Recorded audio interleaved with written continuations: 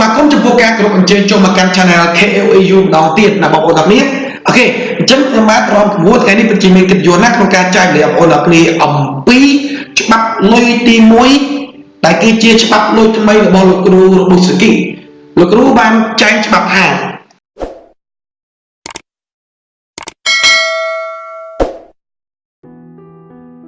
ลอยคือชี้จำแนกดังเอาไว้ได้ทั่วเอาเย็นมาจะดับเมียน่ะคือเจียวไว้เดียดังมันเมียนเจียวไว้เยอะเมียนหนุตีนี่ตอนนี้ภายคลอบเลือยทา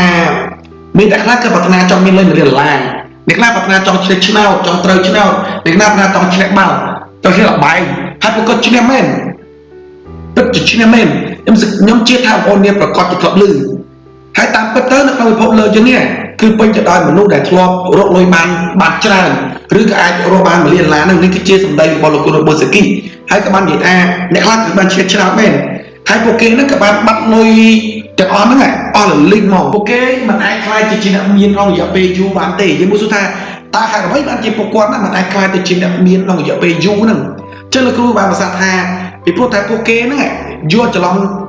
องปีลอยนั่งโมทางขึ้นแต่ทัวร์โปเกคลายจริงๆมีนตั้งปีตายแบบโบมันแหละตั้งแต่ปีแบบโบมันแหละยังเมื่อ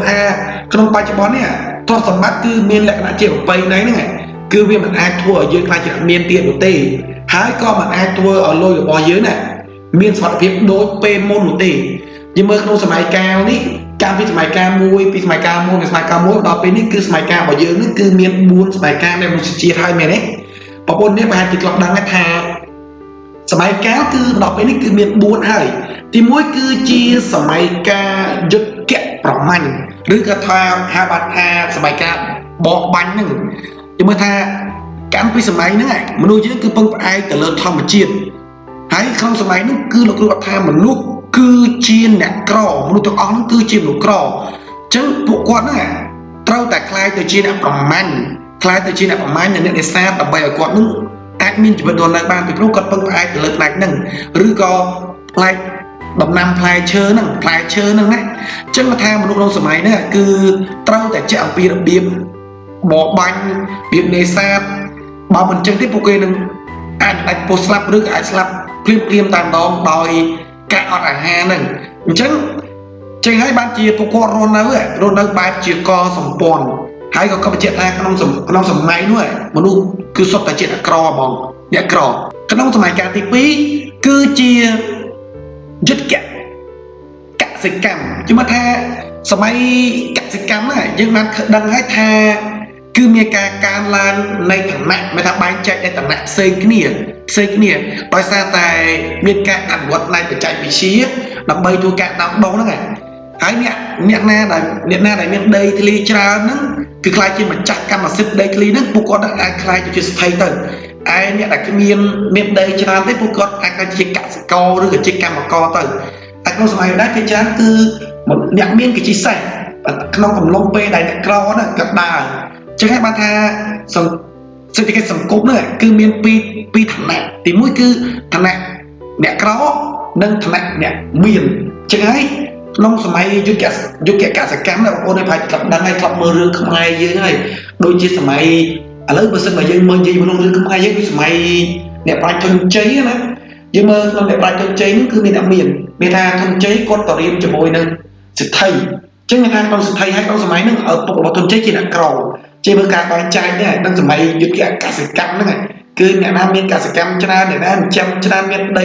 จิตจักรกรรมสินชนะก็นั่งไอ้ใครจิตไทยมันตั้งเนี่ยแต่ขมิ้นได้กับนายจิตกรรมกอบไทยหรือก็นายจิตกรรมกอบตัวปูนตึงใต้น้องฐานะจีเนี่ยกรอเจ้าขนมสมัยนี่ไงคือมีฐานะปีที่มุ้ยคือจิตฐานะเนี่ยกรอที่ปีคือจิตฐานะเนี่ยเบียนโอเคจังยิ่งตลอดมากันยุดแกะสมัยที่ใบวิ่งยุดแกะสมัยที่ใบคือเจียยุดแกะสมัยใบอุตสาหกรรมยุดแกะสมัยใบอุตสาหกรรมนั้นไงคือการลานตังดิจินัมบทปอนผมใบร้อยให้มนุษย์จับตามบังการโรงจักรลาวนึงให้กับบานพีเอ็มสไปรุกโรโดยเป็นการผลิตโดยเฉพาะผลิตเพลงผลิตตรงได้ผลิตสำนองมาหังแล้วสกอร์สู้ละหนึ่งจึงลงไปในนั้นนั่นคือทำลายจอนัตรอบนั่นคือเป็นการตัดโดยเป็นการทำลายเดินหลักเตี้ยนั่นการตัดโดยได้บ้านทัวร์เอาเป็นการพกล้างในฐานะใบที่มุ้ยคือฐานะกรอ វណ្ណៈអ្នកកណ្ដាលនិងវណ្ណៈអ្នកមានហ្នឹងវណ្ណៈអ្នកមានហ្នឹងគឺយើងមើលថាពេលច្រើនគឺជាអ្នកណាដែលបានបង្កើតឧស្សាហកម្មហ្នឹងពួកគាត់នឹងបង្កើតខ្លួនធ្វើខ្លួនឯងជាអ្នកមានហើយចំពោះអ្នកណាដែលខ្លាចជាម្ចាស់ដីកម្មពីមុនហើយកសិកម្មពីមុនហើយគឺគាត់ជាថ្នាក់កណ្ដាលភាគច្រើនយ៉ាងណាមិនទាំងអស់ទេភាគច្រើនថ្នាក់កណ្ដាលបើមិនគាត់អត់មានការអភិវឌ្ឍខ្លួនទេប៉ុន្តែបើអ្នកគ្មានដីហើយក៏អ្នកដែលមិនមានឧស្សាហកម្មទេពួកគាត់នៅតែជាអ្នកក្រដែរហ្នឹង4គឺជាសម័យព័ត៌មានវិទ្យាយើងមើលថាបច្ចុប្បន្ននេះយើងអស់គ្នាហ្នឹងដែលកំពុងមានជីវិតហ្នឹងគឺកំពុងតែរស់នៅក្នុងសម័យព័ត៌មានវិទ្យា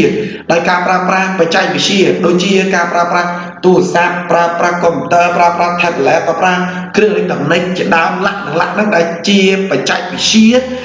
ហើយអាចប្រើប្រាស់របស់ដែលមិនសូវមានតម្លៃនេះឲ្យខ្លាយទៅជារបស់ដែលមានតម្លៃវិញផងដែរហើយនេះគឺជាសម័យដំបូងឬគឺជាលើកដំបូងក្នុងទំព័រប្រវត្តិសាស្ត្រដែលនរណាក៏អាចបង្កើតទ្រព្យសម្បត្តិដែរ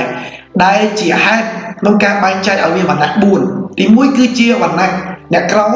វណ្ណៈអ្នកកណ្ដាលវណ្ណៈអ្នកមាននិងវណ្ណៈអ្នកស្ដាប់ជាមួយដូចជាវណ្ណៈអ្នកក្រដូចភាគច្រើនយើងមើលភាគច្រើនសម្បូរវណ្ណៈអ្នកក្រទី2វណ្ណៈអ្នកកណ្ដាលទី3វណ្ណៈអ្នកមានវណ្ណៈទី4គឺវណ្ណៈស្ដាប់នោះដូចជាម៉ាសេកុំដូចជាអ្នកស្ដាប់ដូចជាអូខេយើងមើលថាក្នុងវណ្ណៈស្ដាប់ហ្នឹងបើយើងមកគិតលើពិភពលោកយើងវិញគឺមានដូចជាលោក Jeff Bezos លោក Bill Gates Donald Trump Warren Buffett Jack Ma Mark Zuckerberg ចឹងគឺមានជាច្រើនលីកាស៊ីទៀតមានជាច្រើនដែលជាជនជាតិបរទេសនេះក៏បានក្លាយជាអ្នកមានជីវភាពស្ដុកស្ដំហើយក្នុងស្រុកខ្មែរយើងគឺមានដែរគឺមានអ្នកដែលមានជីវភាពស្ដុកស្ដំយ៉ាងច្រើនដែរដូចជាអ្នកអង្គការគិតម៉េងអ្នកអង្គការម៉ុងរទ្ធីអ្នកអង្គការហុងពីវហើយនឹងអ្នកអង្គការជាច្រើនទៀតនិងអង្គការជាច្រើនទៀតដែលគាត់ខ្លាយទៅជាអ្នកមានស្ដុកស្ដំហ្នឹងតែគាត់ឆ្លងផុតពីដំណាក់កាលអ្នកមានទៅដល់អ្នកមានស្ដុកស្ដំទៀតហើយក៏មានអ្នករស់ស៊ីភាគច្រើនហ្នឹងដែលក្នុងបច្ចុប្បន្ននេះបានខ្លាយជាអ្នកមានហើយក៏នៅតែមានអ្នកក្រហើយនៅមានអ្នកកណ្ដាលផងដែរជាមើលថាទោះបីជារស់នៅក្នុងព័ត៌មានហ្នឹងក្នុងសម័យព័ត៌មានហ្នឹងប៉ុន្តែព័ត៌មានហ្នឹងគឺមិនអាចធ្វើឲ្យយើងខ្លាចជាអ្នកមានបានទេគឺជាសម្ដីរបស់លោកគ្រូរបស់សាគីហើយក៏បានប្រសាសន៍ថាចំណេះដឹងធ្វើឲ្យយើងនឹងខ្លាចជាអ្នកមានយើងមើលថាលោកគ្រូបានឧទាហរណ៍ថាប្រេងគឺប្រេងយើងណាប្រេងយើងបូរមកណាប្រេងនេះគឺមានតម្លៃមនុស្សភាគច្រើនចូលចិត្តទិញប្រេងក្នុងចំនួនច្រើនប៉ុន្តែមិនមែនប្រេងនោះទេមិនមែនចំនួនប្រេងច្រើននោះទេដែលធ្វើឲ្យយើងខ្លាចជាអ្នកមានហ្នឹងឧទាហរណ៍ថាប្រេងឆៅមានតម្លៃតិចតួចមែនទេតែបើយើងចម្រាញ់ហើយទៅវាមានតម្លៃខ្ពស់គេថាយើងមើលយើងទិញប្រេងឆៅមកគឺធូរថ្លៃណាស់ប៉ុន្តែប្រេងយើងចម្រាញ់ហើយគឺវាមានតម្លៃថ្លៃនឹងហើយបានជាហេតុថាជាចំណេះដឹងគឺធ្វើឲ្យយើងខ្លាយទៅជាអ្នកមានយើងមើលថាពីព្រោះថាការចម្រាញ់ប្រេងនេះវាគឺជាដំណើរការដ៏ស្មុគស្មាញមួយដែលតម្រូវឲ្យមានទាំងផ្នែកវិទ្យាសាស្ត្រនិងទាំងឧបករណ៍ដើម្បីទៅធ្វើវាដូចនេះហើយបាននិយាយថាដូចនេះបានជាត្រូវការចំណេះដឹងដើម្បីទៅចម្រាញ់ប្រេងដើម្បីច្នៃប្រេងទៅជាប្រេងឥន្ធនៈហើយប្រេងឥន្ធនៈហើយនេះពិតជាវាមានតម្លៃខ្ពស់អញ្ចឹងហើយទើបបានធ្វើឲ្យអ្នកច្នៃប្រេងនេះអ្នកលក់នេះខ្លាយទៅជាអ្នកមាននឹងធ្វើឲ្យយើងខ្លាយជាអ្នកមានជាមួយឧទាហរណ៍ថាប្រេងគឺវាមានតម្លៃហើយដូចវាច្រើនចូលចិត្តទិញប្រេងក្នុងចំនួនច្រើនប៉ុន្តែមានប្រេងច្រើននឹងមិនធ្វើឲ្យយើងខ្លាចជាអ្នកមាននោះទេឧទាហរណ៍ថាប្រេងឆៅគឺមានតម្លៃតិចមានតម្លៃទាបតែបើយើងយកវាទៅចម្រាញ់អាលទ្ធផលនៃការចម្រាញ់គឺវាមានតម្លៃថ្លៃដូច្នេះហើយបើថាប្រេងនេះដល់ទៅចម្រាញ់ហើយការចម្រាញ់ប្រេងនេះគឺវាមានដំណើរការស្មុគស្មាញមួយដែលវាតម្រូវឲ្យយើងមានទាំងចំណេះដឹងផ្នែកវិទ្យាសាស្ត្រនិងឧបករណ៍ដើម្បីទៅចម្រាញ់ប្រេងហ្នឹងឲ្យខ្លាយទៅជាប្រេងឥន្ធនៈហើយប្រេងឥន្ធនៈនេះគឺវាមានតម្លៃហ្នឹងយើងមើលថាសប្តាហ៍ថ្ងៃហ្នឹងគឺវាមានភាពខុសគ្នានៅក្នុងយុគសម័យព័ត៌មានវិទ្យានេះទេយើងអត់គ្នាអាចយើងដឹងហើយថាយើងអាចទទួលបានព័ត៌មានទាំងអស់ក្នុងโลกនេះប៉ុន្តែបើសិនបើយើងគ្មានចំណេះដឹងនោះទេណាគឺយើងនៅតែក្រនេះគឺជាទស្សនៈរបស់លោកគ្រូបុស្សិគីក៏បានមានភាសាដូចជាឧទាហរណ៍លោក Mark Zuckerberg ជាអ្នកបង្កើត Facebook ដែលទទួលបានជោគជ័យគឺដោយសារតែចំណេះដឹងអំពីអ្វីដែលត្រូវទៅធ្វើជាមួយនឹងព័ត៌មាន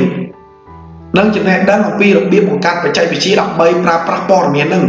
ចំណេះដឹងរបស់លោក Mark Zuckerberg នេះគឺអំពីបច្ចេកវិទ្យាអ៊ីនធឺណិត ដែលបានជួយឲ្យគាត់ហ្នឹងបង្កើត Facebook បានហ្នឹងសាកបើកហ្នឹងគឺគាត់ដឹងអំពីរបៀបនៃការបង្កើតក្រុមការងារនិងរបៀបស្វែងរកមនុស្សឆ្លាតដើម្បីមកជួយធ្វើការឲ្យគាត់ជួយធ្វើការឲ្យ Facebook ហ្នឹងកាន់តែប្រសើរឡើងហើយបន្ទាប់ពីគាត់ធ្វើទៅគាត់បានដឹងអំពីព័ត៌មានថាព័ត៌មានហ្នឹងគឺអាចលក់បានគឺវាមានតម្លៃយើងឧទាហរណ៍ថា Facebook គឺបង្កើតប្រមូលព័ត៌មានមែនទេពិសេសគឺប្រមូលព័ត៌មានពីយើងមើលថាដល់ពេលដែលយើងចុះឈ្មោះយើង register នៅក្នុង Facebook ហ្នឹងគឺគេបានសួរយើងច្រើនសួរអំពីទីតាំងរបស់យើងអាយុរបស់យើងភេទរបស់យើងហើយអាចចំណូលចិត្តរបស់យើងទៀតអញ្ចឹងហើយគឺជាចំណុចនៃការគេប្រមូលព័ត៌មានពីយើងណាបន្ទាប់គេប្រមូលព័ត៌មានពីយើងបានដល់ច្រើនហ្នឹងគេក៏បានយកព័ត៌មានយើងទៅលក់ឲ្យអ្នកដែលផ្សព្វផ្សាយព័ត៌មានមានថាយើងជាអ្នកលេខ Facebook ប៉ុន្តែគឺមានម្ចាស់ផលិតកម្មឬក៏ម្ចាស់អាជីវកម្មមួយចំនួនហ្នឹងដែលគាត់ប្រើប្រាស់ដែលគាត់មានអាជីវកម្មហ្នឹងតម្រូវដោយយើងដូចថាយើងមានចំណង់ចំណូលចិត្តផ្នែកសម្ផស្សអញ្ចឹងយើងមើលថាអ្នកម្ចាស់អាជីវកម្មផ្នែកសម្ផស្សគ្រឿងសម្អាងហ្នឹងគាត់បានទទួលព័ត៌មានពី Facebook ដោយសារ Facebook យើងទៅលក់ឲ្យគាត់ដោយសារដោយវិធីសាស្ត្រដូចជាគាត់អនុញ្ញាតឬក៏ចាត់សហការជាមួយនឹងម្ចាស់អាជីវកម្មហ្នឹងមកផ្សព្វផ្សាយក្នុង Facebook ហើយក៏គាត់បានរុញច្រាន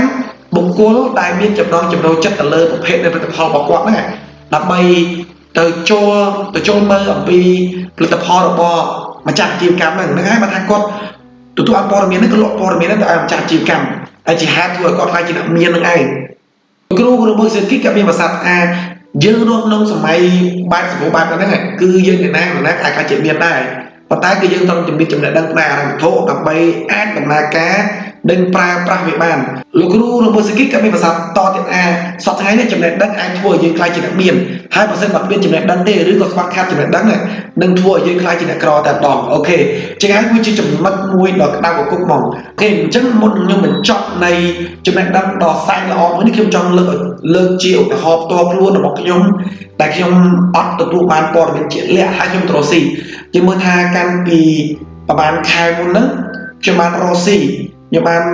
ប្រមូលលុយពីលេខកាតជើងត្បូងដើម្បីទៅរកស៊ីហើយខ្ញុំបានលេខអស់ខ្សោយហ្មងលេខខ្សោយមែនទែនហ្មងជាមួយដូចជាខ្ញុំមានលុយតែ$6000ខ្ញុំទៅវិនិយោគទៅលើ coin មានថាទៅលើ coin បងប្អូនអ្នកអាចដឹងហើយលុយអេឡិចត្រូនិកហ្នឹងគឺដល់ពេលដែលយើងទៅវិនិយោគលើវាដល់យើងមើលឃើញផលចំណេញជាធំដោយអត់បានមើលអំពីរបៀបនៃការបង្ការមានថាយើងទទួលព័ត៌មានថាយើងដាក់លុយប៉ុណ្ណឹងយើងទទួលប៉ុណ្ណឹងមានថាបើយើងដាក់10%ដាក់មកប្រាប់$6000មានថាបានមួយខែយើងបានមួយថ្ងៃ1%វិញអញ្ចឹងមួយខែ30%យើងលុបលុនដោយយើងអត់មានចំណេះដឹងក្នុងការបែងចែកវិភាគទៅលើចំណុចទាំងអស់ហ្នឹងដែលជាហេតុធ្វើឲ្យយើងបាត់បង់យ៉ាងច្រើនហ្មងដូចជាលើមុនយើងមើលបើសិនបងប្អូនមានបានជាអ្នកលេខ coin ឬជាអ្នក invest coin ឬជាអ្នក lending បងប្អូនដឹងហើយអំពីមានថាចង់ការប្រាក់នៅក្នុងcoin ហ្នឹងណាតែបងប្រសិនបងអ្នកជាអ្នកលេង coin ហ្នឹងអូនអ្នកប្រកាសជាអាចដឹងហើយថាកាលពីរយៈពេលមុនណា coin ដែរវាមានវិជាប្រិយភាពដែរមនុស្សភាគច្រើនសម្រុកទៅវិនិយោគជាមួយណាមានដូចជា Bitcoin មានដូចជា Davo វាជា BitShare មានយ៉ាងច្រើនទៀតដែលដល់ផលចំណេញឲ្យយើងនឹងដូចគ្នាមានថា website មួយនេះដល់យើងហ្នឹង1%ក្នុងមួយថ្ងៃមួយនេះដល់យើង2%មួយនេះ2%ជាងមានថាយើងអាចទទួលបានព័ត៌មានអំពីតែចំណូលថាយើងអាចទទួលបានផលចំណេញបន្ទាប់ពីយើងដាក់វីដេអូទៅប៉ុន្តែយើងមានចំណេះដឹងក្នុងការវិភាគថាតើវាជាសមត្ថផលអត់តើវាជារឿងពិតអត់ថាមិនបានតែគេហ៊ានឲ្យយើងអញ្ចឹងហ៊ានឲ្យយើងខ្ពស់ជាងធនាគារហេតុអីជាងដោយសារខ្ញុំអត់មានចំណេះដឹងក្នុងការវិភាគឯណាធ្វើឲ្យខ្ញុំនៅលេខខ្សោយហ្មងអូខេហ្នឹងហើយគឺជាចំណុចដែលធ្វើឲ្យខ្ញុំចាក់កូនម្ដងទៀតអញ្ចឹងនេះវាជាចាក់កូនបន្តទៀតតែមុននឹងចាក់កូនដែរគឺអស់$19000ដោយសារតែខ្ញុំអត់មានចំណេះដឹងក្នុងការរកស៊ីដែរចូលប្រឡូកនៃការរកស៊ីដោយអត់មានចំណេះដឹងវិនិយោគភឹងរយៈពេលក្រោយភឹកលេខខ្សោយតែមករកលេខបាន$6000ទៀតវិនិយោគទៅលើនេះម្ដងទៀតខ្សោយម្ដងទៀតអញ្ចឹងខ្ញុំទៅទិញ coin មួយក្នុងមួយ coin តម្លៃ$200ឥឡូវសល់មួយ coin $12ទៀតអញ្ចឹងវាថាជាហេតុដែលថាខ្ញុំនឹងអត់មានចំណេះដឹងដើម្បីធ្វើការវិភាគវាហ្នឹងទទួលបានតែព័ត៌មានដែលធ្វើខ្ញុំនៅលេខខ្សោយអូខេប៉ុន្តែខ្ញុំនៅតែមានសង្ឃឹមថាខ្ញុំនឹងអាចស្ដារខ្លួននិងបន្តដំណើរឆ្ពោះទៅរកវិធីដ៏ជោគជ័យរបស់ខ្ញុំបានទៀតអូខេអញ្ចឹងខ្ញុំស្គាល់ថាបងប្អូនអ្នកនាងប្រកាសជាអាចធ្វើបានទោះបីបងប្អូនអ្នកនាងធ្លាប់បរាជ័យឬធ្លាប់បរាជ័យក៏ដោយប៉ុន្តែជីវិតរបស់យើងគឺមិនមាននរណាម្នាក់ដែលមិនធ្លាប់បរាជ័យនោះទេប៉ុន្តែគាត់ថាមុននឹងក្រោយតិចនឹងច្រើនតែប៉ុណ្ណឹងប៉ុន្តែគាត់ថាបរាជ័យហ្នឹងតែធ្វើឲ្យយើងរឹងមាំ អូខេចឹងជួបគ្នាវីដេអូក្រោយណាស្គាល់បងប្អូនអាចទទួលបានចំណេះដឹងល្អៗមួយនេះសម្រាប់ធ្វើជាអំណះអំណានសម្រាប់រំលឹកដល់ខ្លួនយើងបើសិនបើយើងជាអ្នកបង្កើតអាជីវកម្មដំបូងឬក៏អ្នកដែលនឹងចិត្តនឹងចាប់ដើមបង្កើតអាជីវកម្មអូខេចឹងជួបគ្នាវីដេអូក្រោយណាបាយបាយ